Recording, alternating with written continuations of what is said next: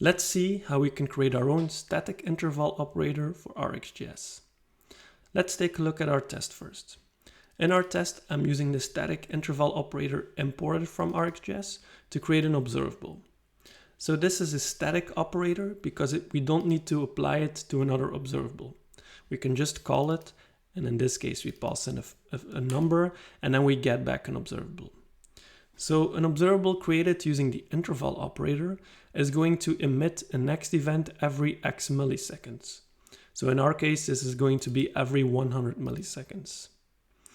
The interval operator is going to start emitting those next events, and it's going to start with null, and then it's going to emit 1, then 2, then 3, and so on and so forth.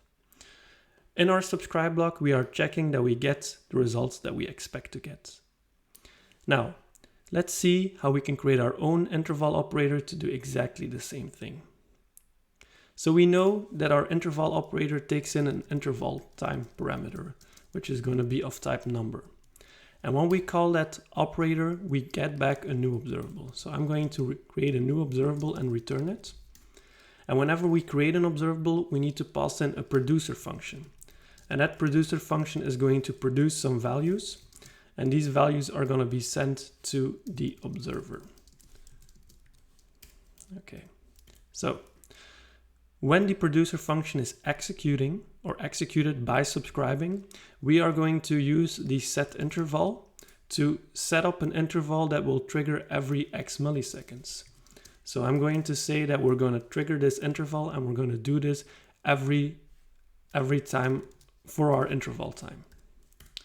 So now what I can do is I can say observer.next, and we need to send a value, and the first time we're going to send a value, that value is going to be null. So I'm going to create a count variable here, and I'm going to equal that to null, and then we can say observer.next with our count variable.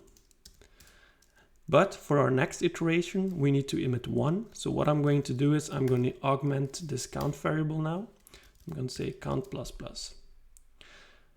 And this is basically what the interval operator does. For the next time this send interval will be triggered, so the function inside it will be triggered after the specified interval time, the observer next will be called with that count variable that we increased. So the first time it's going to be null, the second time, because we increase it, it's going to be 1, and so on and so forth. So now if we replace the interval in our test with our own interval operator, we can see that it still works. If we change one of these values, we will see that it fails. If we add it again, we see that it works. Now the only thing we need to do is we need to clean this up. And we can do this by taking in the interval ID.